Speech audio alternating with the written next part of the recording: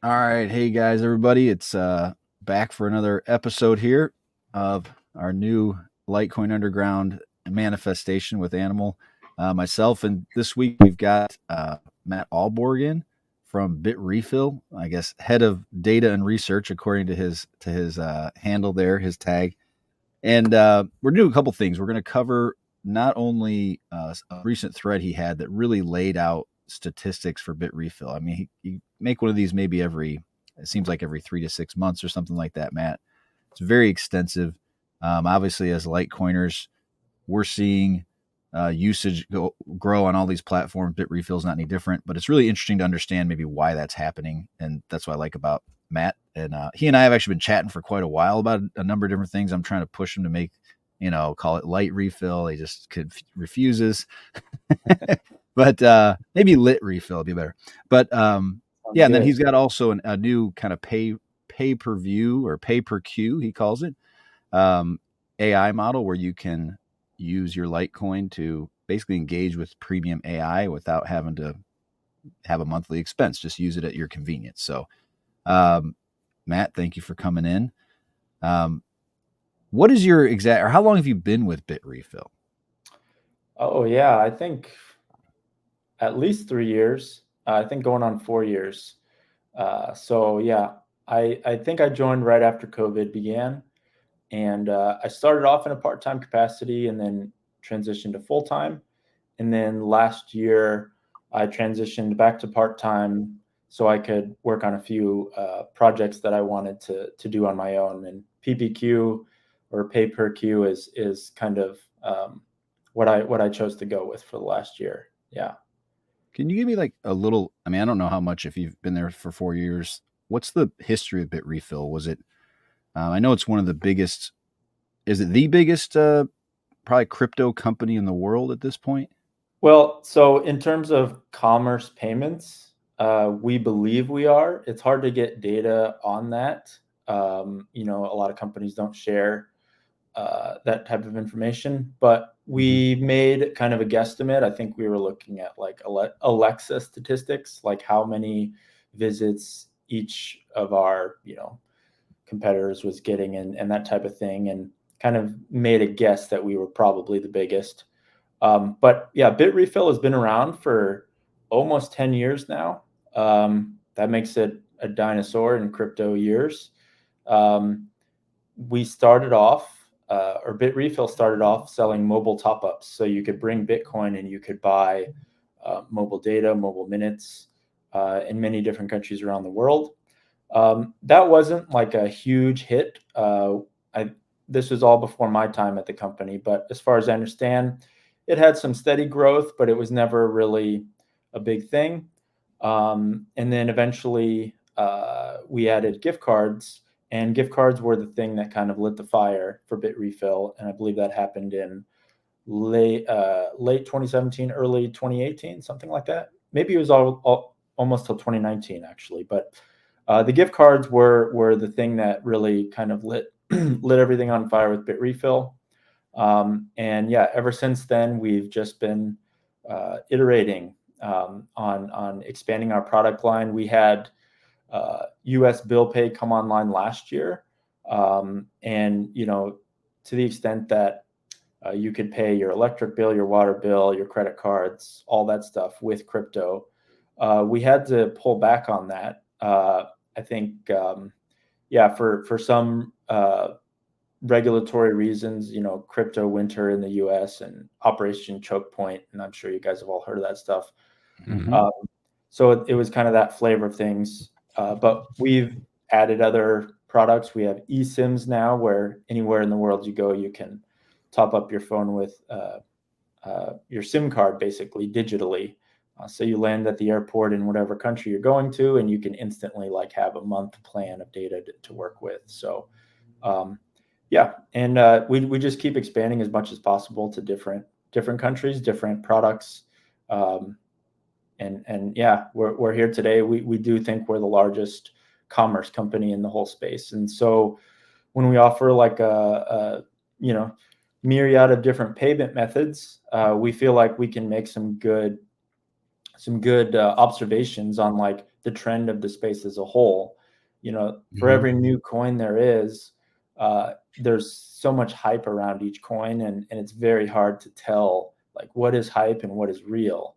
Solana is like, if you ask Solana people, Solana is like going to eclipse Ethereum very shortly, but um, you know, uh, you can pump a lot of those numbers if you're on those projects. So yeah, Yeah, I mean, I think it's one of those things where there may be these digital native assets that live in the digital world, but for some reason they don't translate to the physical world. I think we were talking about that on our spaces on Wednesday. You weren't in there, but one of the things that when Satoshi called it Bitcoin, like I think he very much was trying to tie this to the real world because he could have called it anything he wanted, but choosing to call it a coin, I think is interesting. And I wonder even if that has an impact on how people view them as like, Litecoin, Dogecoin, Bitcoin. These are money, where these other Solana, Ethereum kind of live in this Web3 world, and they are less likely to use them in the real, or maybe less likely to accept them, type of thing. But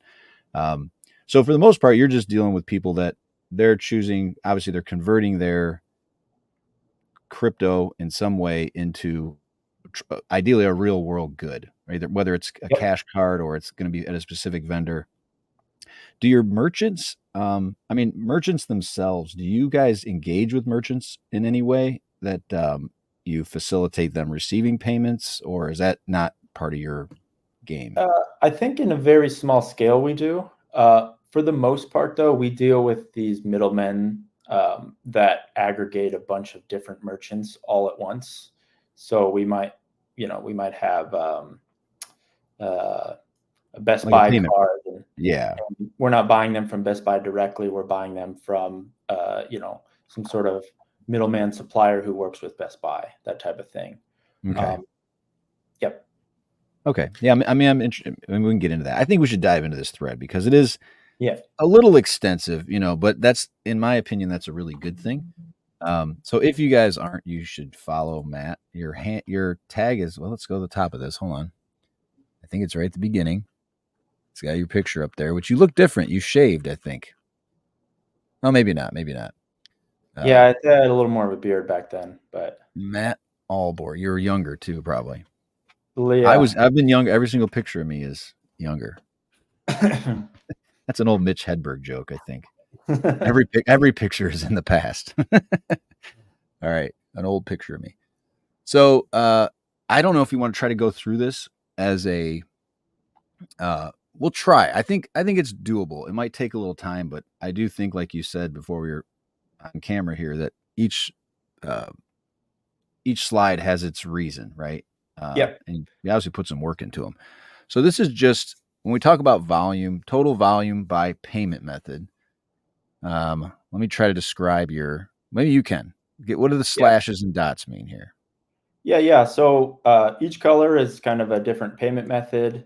Each texture, the slashes and dots, those represent different types of layer two assets. So I think that if you scroll down, it'll tell you, but they're various types of stable coins. Um, Oh, so solid colors are crypto assets. So your solid beige, yeah, that's like solid. Ethereum or Bitcoin or Litecoin. And here's Uh, Ethereum. yeah, the dotted texture represents stablecoin tokens, and Okay. then the backslashes represent layer two crypto asset. So that would be like Lightning is like a layer two pure Bitcoin, right? Okay. Um, And this is Polygon stable. yeah, so Polygon we kind of consider like it's technically a side chain of Ethereum, but um, uh, yeah, we consider it to be in the Ethereum ecosystem. Um, Okay. Yeah, so I mean, the big story here is the chart goes from 2020 all the way up until now. You can see that back in 2020, Bitcoin was the vast majority of our payment volume, and now it's like a much more multi-coin world. Um, uh, Bitcoin is still bringing in a significant amount of our volume, but it's actually been eclipsed by mostly the Ethereum ecosystem and chiefly because of those stable coins that the Ethereum ecosystem offers. Mm-hmm. People like stable coins, they like paying with stable coins. So yeah, that's kind of the biggest takeaway from this chart. It's a little Is tough to see, but I mean, like I'm looking at this. It's been pretty flat, if not down. And this is a percentage of total, or no, this is total payments. So This is there's some sort total. of Yeah, thousands over here or something that we don't, and yeah, that's we're number of we payments.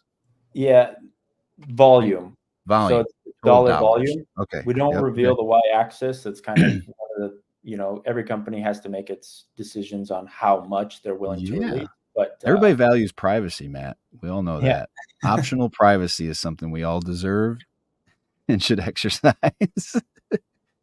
Okay, so that's total dollars by and I'm obviously using Bitcoin as the foundation. You can see it's been pretty flat, maybe a slight downtrend. With Lightning, it's pretty flat.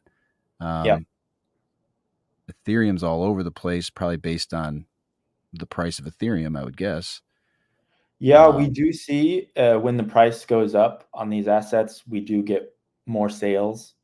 People are, I guess, selling off more of their profits, that type of thing. That's definitely a phenomenon on our platform, but that's not the sole thing going on. It's just one of the larger factors. Yeah, it's Uh, interesting because it's hard to tell here. What obviously Litecoin's this area. It's hard to tell where it's growing. I think you bring that up later. Yeah, in yeah, the next slide, you can see To discuss. the monthly active users and how there's these different events that trigger spikes, yep, like the ones of Chivo in El Salvador.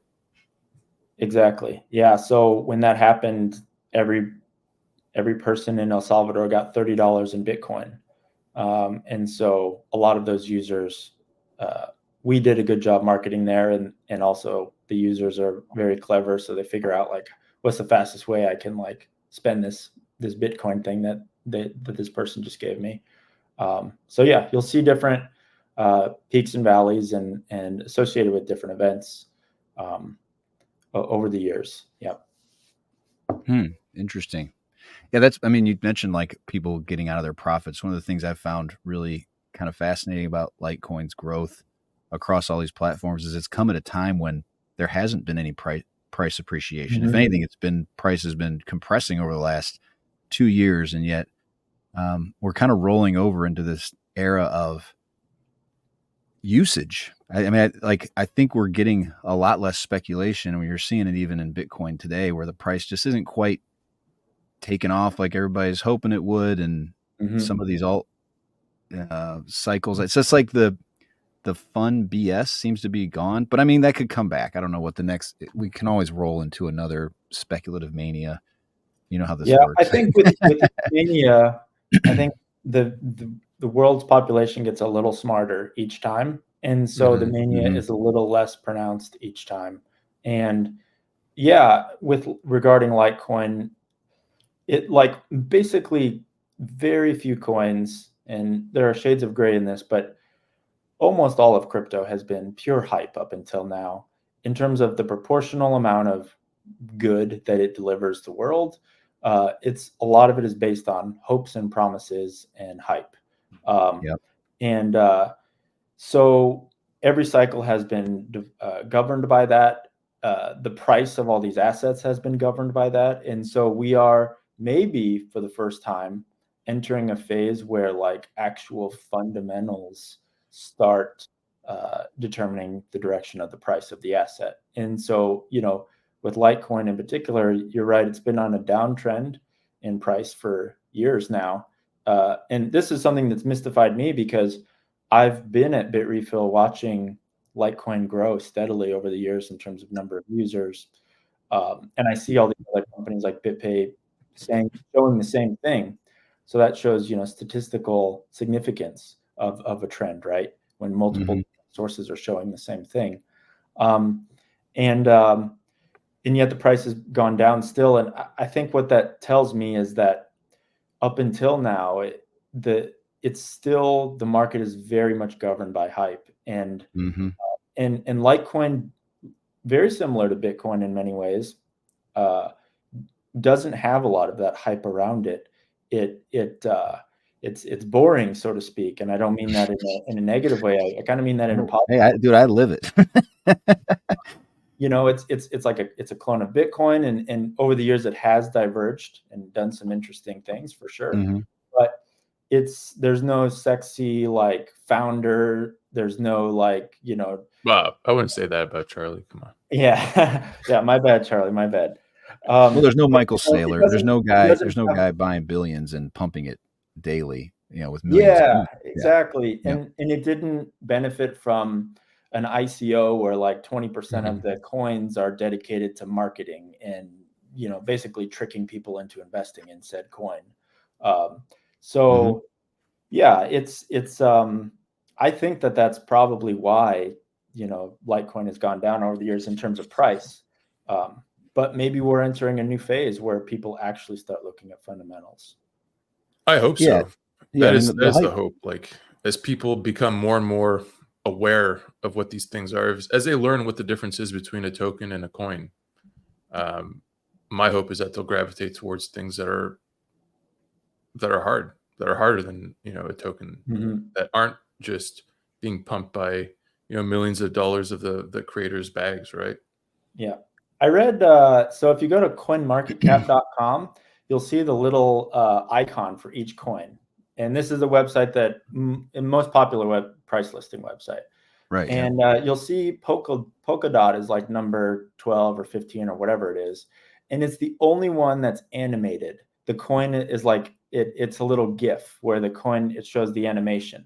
Mhm. And when you actually look into the budget of Polkadot, they paid like something like $700,000 just to make their little coin animated on that website. It's just Wow. it's No crazy way. and sad and ridiculous all at the same time. Just shows you like the kind of budget that these coins have. There's so much money that was pumped into. You look at projects like EOS, like nobody ever even talks about EOS anymore, and it's sitting on like an insane amount of Bitcoin still that it collected in its ICO back in the day. Yeah. Yeah. Yeah. My thought is with the speculation does run out. One of the things that I think there's a couple things that have happened in Litecoin's history that I don't know if they were conscious decisions or not. But just sticking so closely to Bitcoin is probably one of the best things that Charlie did by not messing with the code too much to make it so simple to implement. And if you look at like ATM availability, Litecoin's even ahead of Ethereum. It's number 2, and it's not far behind Bitcoin. And so I think that's probably been the best thing they've focused on, is that it's everywhere, so that there's that familiarity. There's that kind of it's been around a long time. I can trust it. It's reliable. And the best advertisement for it is to use it. People just go. I look at these like dips, and we'll probably go into this. I don't want to drag this out too long in this, but you're going to see, as we've seen this price spikes and fees on Bitcoin, people move to Litecoin, and they don't come back. Like a certain portion of them don't go back to Bitcoin, because like fool me once, shame on you. Fool me twice, shame on me. Right? Once you've paid a $10 fee, you're like, well, I'm just not going to do that anymore. I'm just going to use Litecoin. Why would I mess around with Bitcoin? It's slower and more expensive. And so that's been the best thing. It's like that. Unless you're denominating in Bitcoin because you believe it has the ETF, it has all of this Right. brand name recognition. In that case, you would have, your main stack would be in Bitcoin, and then you'd transfer over to Litecoin. That would be like your checking account, which is kind of, to my understanding, the whole concept behind Litecoin. I kind of want you guys to tell me a little bit. Like, I'm traditionally a Bitcoiner, and I have been for since my inception. Like every altcoin kind of its community has its own, like characteristics and personalities and stuff. And like I for a long time I saw Litecoiners as kind of like very similar to Bitcoin Cash people, but maybe I think there are maybe differences. Maybe the Bitcoin Cash people were a lot more into the big blocks than maybe Litecoin people were? Or like, can you tell me like what is the personality of Litecoiners, and like how did they develop? And yeah. Animal's been a Litecoiner longer than me. Why don't you go ahead? Yeah, well, I mean, I really turned into a Litecoin. Like I always liked Litecoin. I started mining Litecoin back in the day because my Butterfly Labs miner took so long to get delivered. Right, I waited like 2 years for that piece of crap. And in the meantime, I just bought myself some GPUs, and the only thing I could do with them was mine Litecoin. So that's what I did. But I really became focused or more dedicated to it after the hard fork, after Bitcoin Cash, just because I felt at that point that Bitcoin had lost some of its integrity, that the community was fractured and consensus was broken. So, yeah. And at that time also, Dogecoin had just been merge mined with Litecoin, right? So I saw these two communities where these two chains on the one hand were acting antagonistically towards each other, and on the script side, they were acting cooperatively. And I just thought that was a better bet long term. So, yeah. Beyond that, what I think what's setting Litecoiners apart from Bitcoiners these days, in some ways, sadly, is the concept of self sovereignty, right? Being able to custody your own coins and not having to depend on a third party. I think most Bitcoiners, if they're using Lightning, are using it through a custodial service, because setting up your own node is not practical unless you're doing a ton of volume, unless you're doing a bunch of transactions. Hosting your Lightning node is expensive and prohibitive. Like a lot of channels require that you have some usage, right? A certain amount of monthly certain transactions. channel size or something like that. Yeah. And to maintain that, it's just, even for someone who's technical, it's a pain in the butt and expensive, right? Like, so yeah. From a self-sovereignty perspective, from like an original, I want to say like from the perspective of Satoshi's original vision, right? Where like you want to do peer-to-peer transactions, Litecoin is better suited than Bitcoin is these days. And that's kind of, it's controversial. Maybe I don't think a lot of Bitcoiners will agree to that, but from my perspective, at least, that's what I see. Yeah. Well, as a Bitcoiner, the thing that pops into my head when you say those things is like Litecoin is the same as Bitcoin except 4 times bigger, right? So it's not solving a scaling problem. It's only like a temporary band-aid. Well, Right. and maybe the answer to your original question that also answers that is that, well, we have Mimblewimble, or what we're calling VPM, which is an extension block. So that scales even further. That actually trims the nodes long term. So like the activity on MWeb can be condensed. Sorry. A lot more. I don't understand the technicals of it, but essentially they consolidate all the transactions that happen on MWeb to a much less data on chain long term. And I say this about all coins. I don't understand why everyone thinks today is the final form. Openness to change and an ability to get community momentum in Litecoin is much easier than Bitcoin. Not only because the community is a little smaller, there is some value in the fact that Charlie and the Litecoin Foundation, if they get behind something, it generally is going to get more momentum. So that may sound like a really silly thing to have that kind of, I don't know, I think though like that a wise sage in a way. But like, so things like we've talked about drive chains, they've been talking about Bitcoin for 8 years and it can't happen. It can barely get Opcat that was already on Bitcoin. So that stagnation, and the problem is the community's become so laser focused on price. They don't want to mess with anything. And in my opinion, that's really, you're putting yourself in a big disadvantage. And I've said this just on Spaces Wednesday. If fees start to go up on Litecoin, if it gets full and we start to see fees go up, I don't think it's a smart idea to say, let's turn away customers because fees are too high. We should be open to saying, all right, let's go to 2 megabytes. Mhm. until we do find a solution. Because like if Bitcoin had not said like Lightning's the future, today let's just double block space until we figure out Lightning. Mhm. Think how much more users would be on Bitcoin today if it never got to 10, even 20 cents, 30 cents. Mhm. That starts to just feel very expensive for someone in these parts of the world we're going to talk about. And I know what you're saying when you're going, hey, people want to make this Bitcoin their unit of account.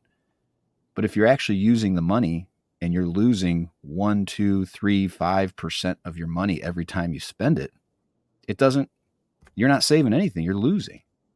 So 2% times 100 is all your money. You know? Yeah. I think there's so many gray areas and trade-offs, but my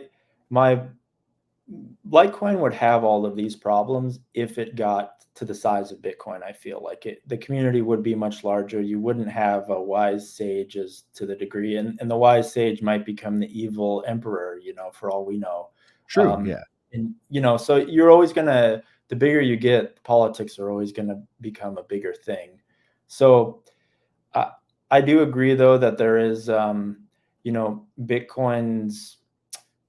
ethos has been kind of like, it has become more price obsessed, and but I think that the same would happen to Litecoin if it started skyrocketing in price. You would start seeing a cabal of people in Litecoin say like, let's just keep this price increasing and screw everything else, and they Yeah. would become a very powerful block of people, I'm sure. So yeah, I don't know. It, it's uh, it's tough to say. I do think there is some, definitely the cultural difference. Um, there is a real cultural difference between Bitcoin and a lot of other coins, and there is more willingness for change on in particular coins and stuff like that. Mm-hmm. Um, Do but you do you think that Bitcoiners would be so um, resistant to block size increases had Bitcoin Cash not succeeded in forking? If Bitcoin Cash weren't uh, around, for example, like because I so give me feel the question yeah. again. So okay, let me just tell you what my thought behind it is. Bitcoiners right now they're really against increasing the block size. Like it's kind of taboo to even discuss such a thing Hmm. now. But beforehand, before Bitcoin Cash, it was a discussion that people were having. Yeah. It was considered a viable solution and almost a necessity over time that a block size would be done right. Like it would. It would have sounded silly, but given that Bitcoin Cash succeeded in forking and has survived this long, um, there's a question of saving face that Bitcoiners are doing now, where like they can't admit that they do need a block size increase. They kind of painted themselves into a corner with that, and so they're forced now to develop laterally, right, with L2s. Um, I think that, and I obviously can't speak for all Bitcoiners, but uh, I do think you're starting to see the tide turn a little bit with a lot of the very hardcore Bitcoiners to accept that obviously Moore's law and all that stuff, our computation powers getting stronger, bandwidth increasing exponentially, memory increasing exponentially.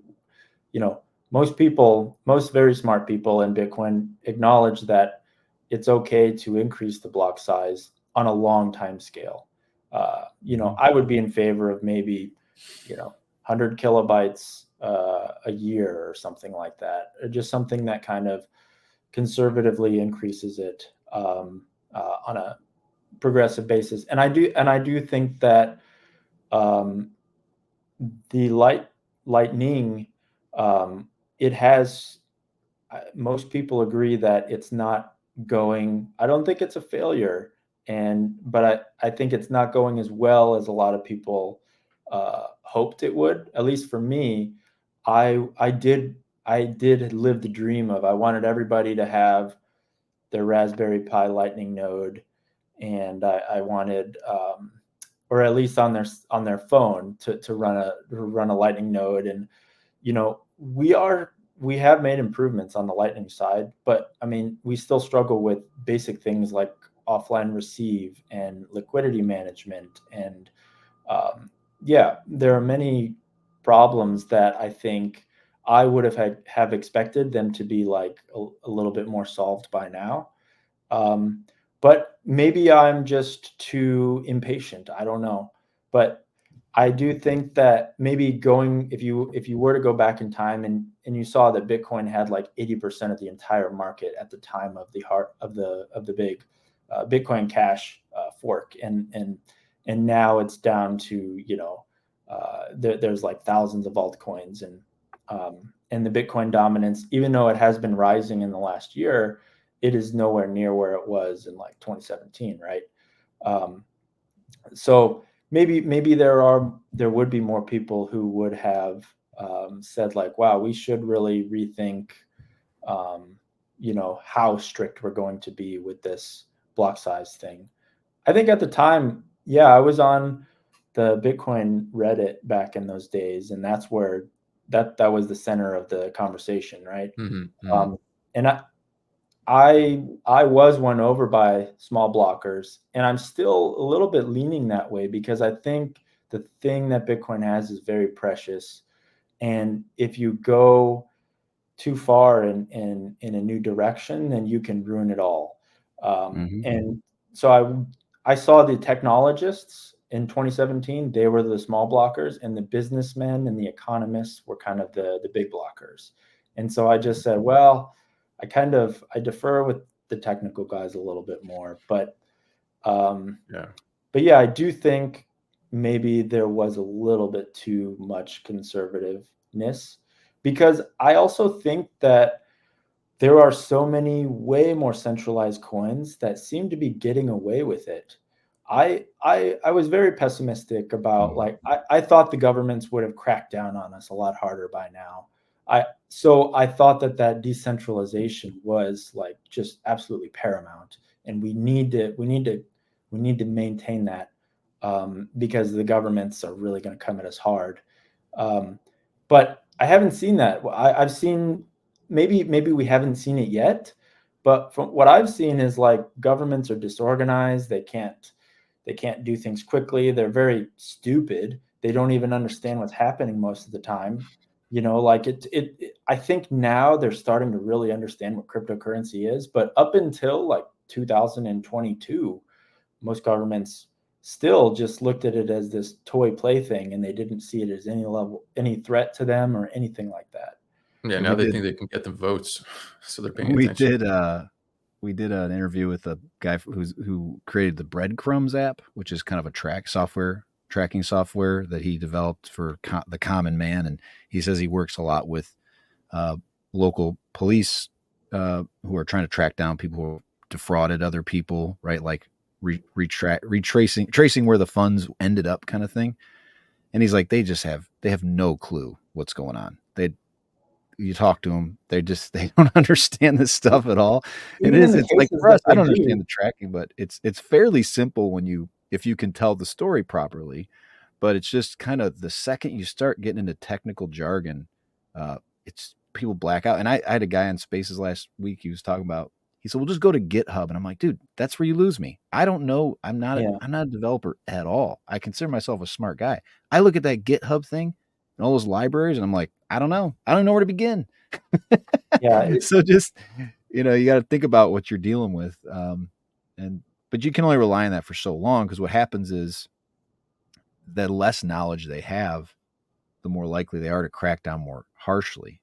And even the general public will go along with it, because they'll just say, like, look, Monero's being used for all these business hacks that are billions of mm, dollars. So Monero's no go. Now, okay, it becomes MWeb on Litecoin. We got to be aware this is going to, I think, like you, I think it is coming at some point in time. And Tether has uh, ingratiated itself with the Fed essentially by buying U.S. bonds, and so I think they're getting a pass there, and maybe and that's they're the right way working to with do it. law enforcement too. They're freezing addresses when the government wants them to, and that type of thing. Mm-hmm.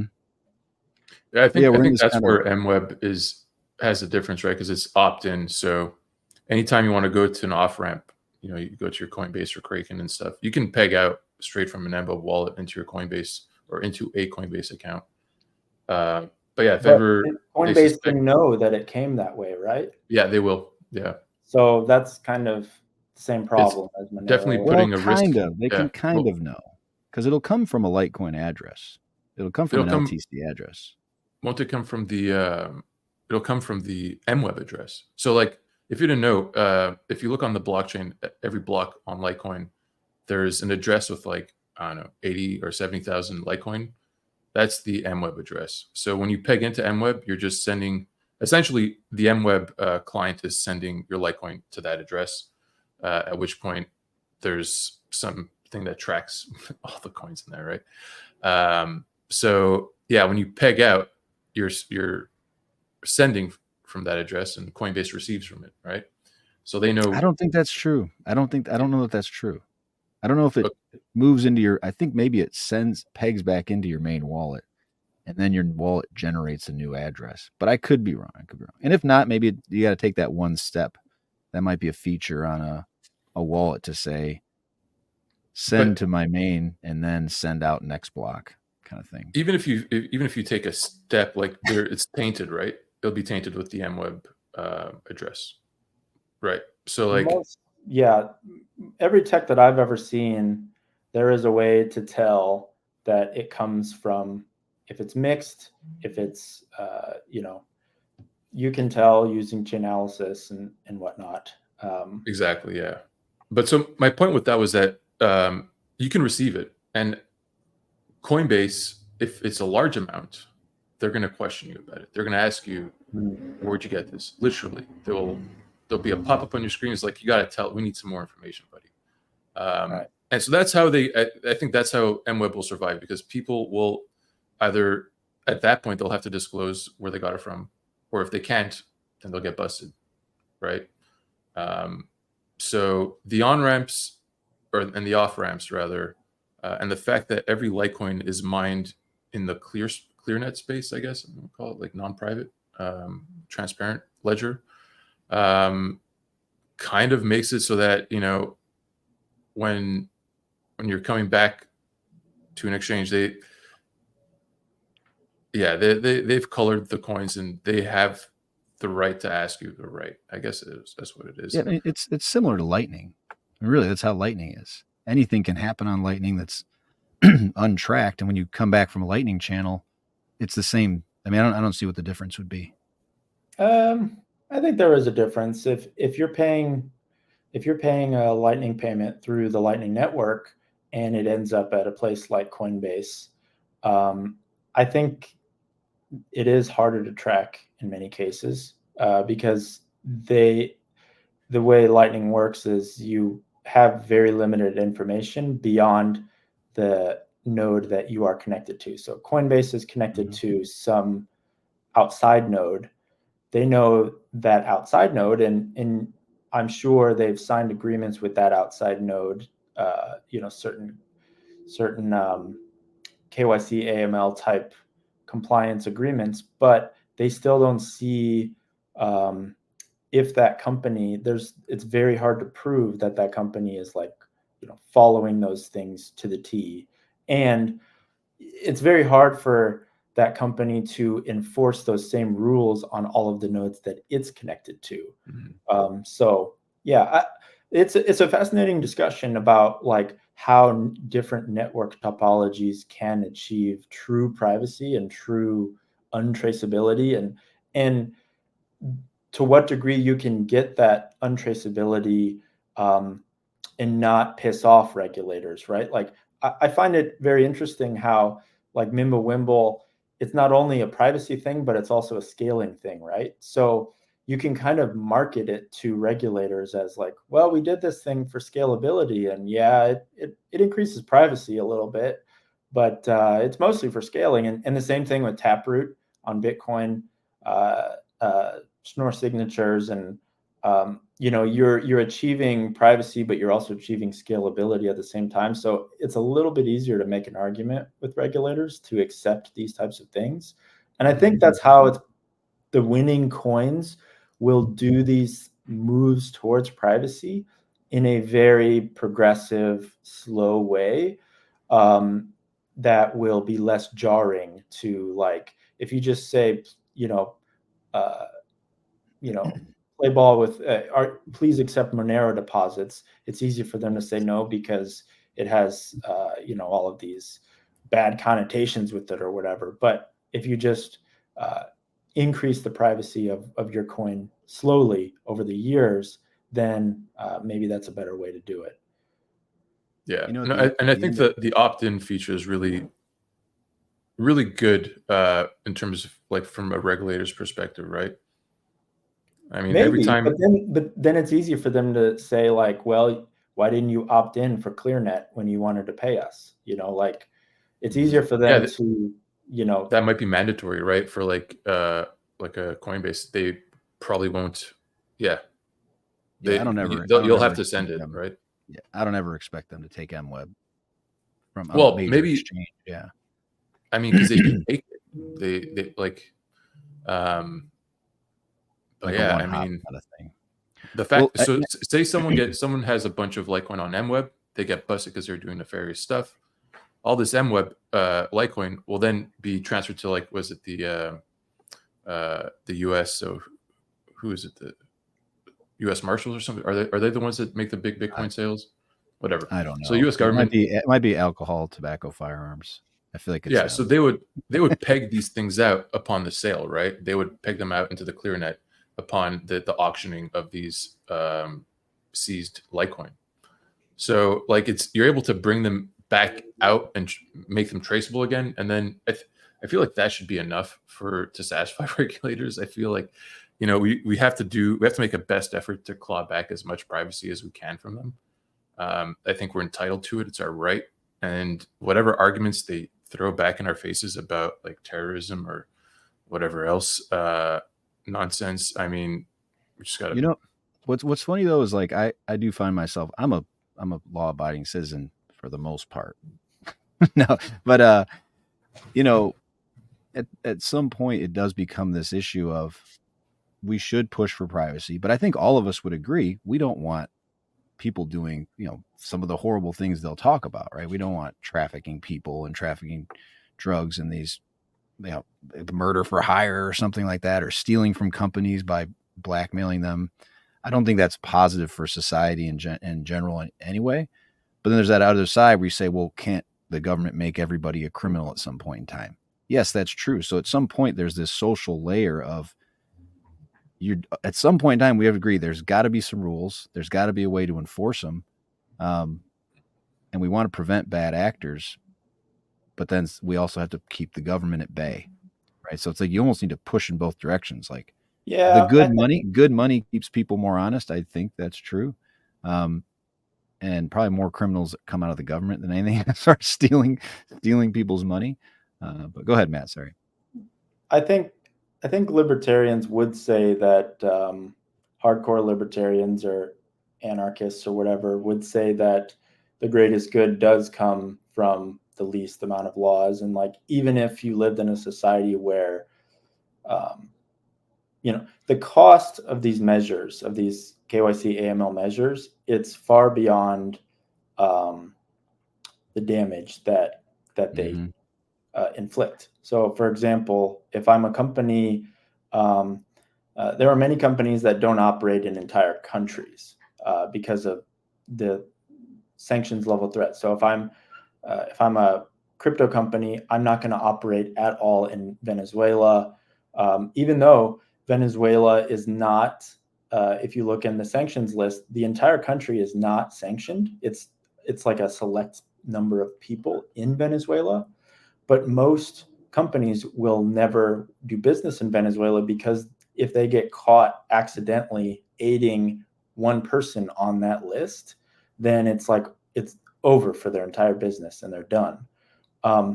So they're choosing to cut off 30 million people from accessing their service just so they don't have to deal with the risk of accidentally helping out one of the bad guys. That is when it gets so out of hand, and that's when it starts impacting entire populations. Most of Africa, the rest of the world does a limited amount of business with, because the dollar value that most Africans could present to the business is not high enough to justify the risk of getting funding terrorism or something. So those laws are wrong and very inhumane.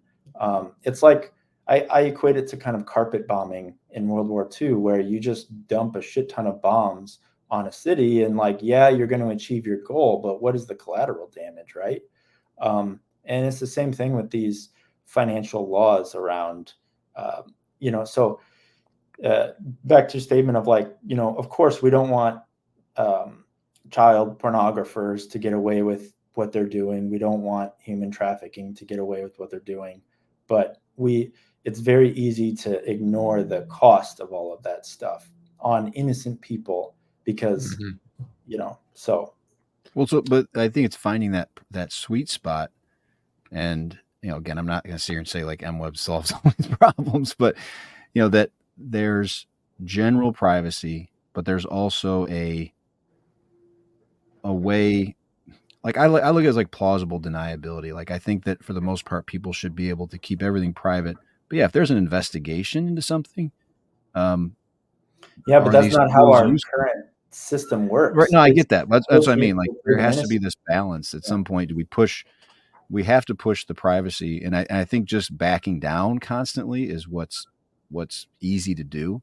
But I think as we push, it needs to generate a conversation. And again, I like Monero. I like that Monero exists. Frankly, I think it's a tool that, thank God, it exists long term. It could be a savior in some instance, but I think their hardcore everything private does turn a lot of people off. It can become a hindrance to adoption, hindrance to anybody getting access to it.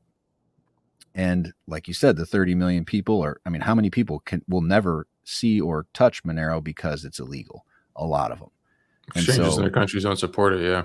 Yeah. It's just going to be, I keep equating it to, it's like an illegal drug. It's like normal people, 99% of people who are law-abiding citizens are just like, you know what? I don't want to mess with it. I got enough going on in my life. I don't need to risk my freedom to buy this coin. What am I getting? It's just not worth it to me. So I think that's where maybe this can toe the line of having it. If you want it for your day-to-day transactions, that privacy, great. But maybe it's not as much of a seen as a nefarious thing.